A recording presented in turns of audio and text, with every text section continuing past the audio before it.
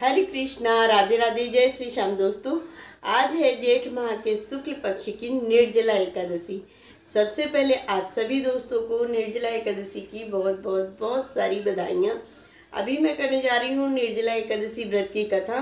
तो चलिए, हाथ में तुलसी दल ले लेंगे या फिर आप तिल ले सकते हो हाथ में, और उसके बाद में कथा शुरू करेंगे 2 मिनट भगवान का ध्यान करके। बोलो कृष्ण कन्हैया लाल की जय, गोविंद भगवान की जय।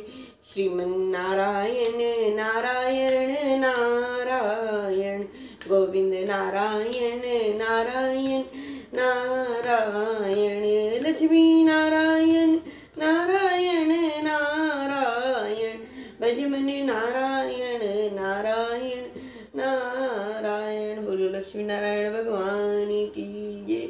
राधा रानी बाके बिहारी लाल की जय, बाल गोपाल की जय। जेठ माह के शुक्ल पक्ष की एकादशी सबसे अधिक फल देने वाली एकादशी होती है। एकादशी के सूर्योदय से द्वादशी के सूर्योदय तक जल भी ग्रहण नहीं करना होता है, इसलिए इसे निर्जला एकादशी कहा जाता है। इस दिन मिट्टी के मटके, सुराहियाँ, हाथ का पंखा और अनाज दान देने का विधान है।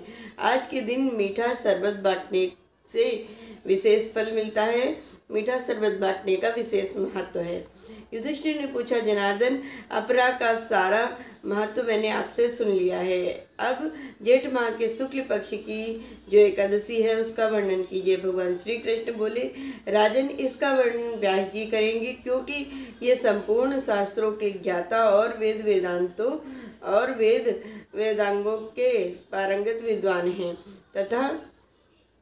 तब वेद व्यास जी कहने लगे, दोनों ही पक्षों की एकादशियों को भोजन न करें। द्वादशी के दिन स्नान आदि से पवित्र हो फूल से भगवान केशव की पूजा अर्चना आराधना करके नित्य कर्म समाप्त होने के पश्चात पहले ब्राह्मण को भोजन दें, अंत में स्वयं भोजन करें। यह सुनकर भीमसेन बोले, परम बुद्धिमान पितामह, मेरी बात सुनिए। राजा युधिष्ठिर, माता कुंती, द्रौपदी, अर्जुन, नकुल और सहदेव ये एकादशी को कभी भोजन नहीं करते हैं तथा मुझसे भी हमेशा यही कहते हैं कि भीमसेन, तुम भी एकादशी को भोजन ना किया करो, किंतु मैं उन लोगों से यही बात कह दिया करता हूँ कि मुझसे भूख सहन नहीं की जाती है।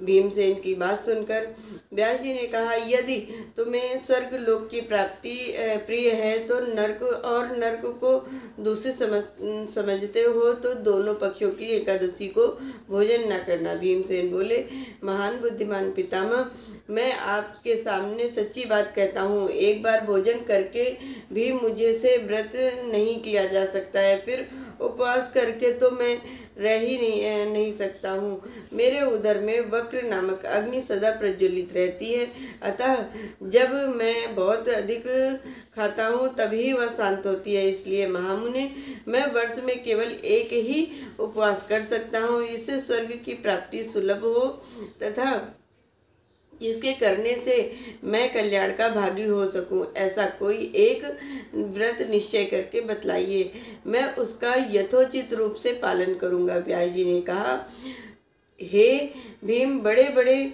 ऋषियों ने अनेक शास्त्रों की रचना की है, उनमें से दोनों पक्षों की एकादशियों के व्रत करने को कहा गया है, जिससे मनुष्य को स्वर्ग की प्राप्ति हो सके। फिर भी भीम, वृष और मिथुन संक्रांति के सूर्य में जेठ माह के शुक्ल पक्ष की एकादशी होती है, जैसे निर्जला एकादशी कहते हैं। तुम उस दिन निर्जल व्रत करो, केवल कुल्ला या आचमन के लिए ही मुख में जल डाल सकते हो, उसको छोड़ के किसी भी प्रकार का जल विद्वान पुरुष मुख में ना डाले, अन्यथा व्रत भंग हो सकता है। एकादशी को सूर्योदय से लेकर द्वादशी के दिन सूर्योदय तक मनुष्य को जल का त्याग करना चाहिए और यह व्रत पूर्ण करना चाहिए। तदंतर द्वादशी को निर्मल प्रभात काल में स्नान करके ब्राह्मणों को विधि पूर्वक जल और स्वर्ण का दान करें। इस प्रकार यह सब कार्य करके जितेंद्रिय पुरुष ब्राह्मणों के साथ भोजन करें। वर्ष भर में जितनी एकादशियां होती हैं उन सब का फल निर्जला एकादशी के व्रत से मनुष्य को प्राप्त हो जाता है। इसमें तनिक भी संदेह नहीं है। शंख चक्र और गदा धारण करने वाले भगवान केशव ने मुझसे कहा था कि यदि मानव सब कुछ छोड़कर एकमात्र मेरी शरण में आ जाए और एकादशी को निराहार रहे तो वह सब पापों से छूट जाता है। एकादशी का व्रत करने से मनुष्य के पास विशाल काय, विकराल आकृति वाले, काले रंग वाले दंड पासधारी भयंकर यमदूत नहीं जाते हैं। अंतकाल में पीताम्बरधारी, सौम्य स्वभाव वाले, हाथ में सुदर्शन धारण करने वाले और मन के समान वेगशाली विष्णुदूत आकर इस वैष्णव पुरुष को विष्णु के धाम ले जाते हैं। अतः निर्जला एकादशी को पूर्ण प्रयत्न करके उपवास करना चाहिए। तुम भी सब पापों की शांति के लिए यत्न के साथ उपवास और श्री हरि भगवान का पूजन करो। जो मनुष्य इस दिन जल के नियम का पालन करता है वह पुण्य का भागी होता है। उसे एक एक पहर में कोटि कोटि स्वर्ण मुद्रा दान करने का फल प्राप्त होता है। मनुष्य निर्जला एकादशी के दिन स्नान, दान, तप, होम आदि से जो कुछ भी करता है वह सब अक्षय होता है। यह भगवान श्री कृष्ण का कथन है। निर्जला एकादशी को विधि पूर्वक उत्तम रीति से उपवास करके मानव वैष्णव पद को प्राप्त कर लेता है। जो मनुष्य एकादशी के दिन अन्न खाता है वह पाप का भोजन करता है। इस दिन वह चांडाल के समान होता है और मरने पर दुर्गति को प्राप्त होता है। जिन्होंने एकादशी का उपवास किया है वे ब्रह्म हत्या, शराबी, चोर और गुरुद्रोही होने पर भी सभी पापों से मुक्त हो जाते हैं। कुंती नंदन, निर्जला एकादशी के दिन श्रद्धालु स्त्री पुरुष के लिए जो विशेष दान और कर्तव्य विहित है उसे सुनो।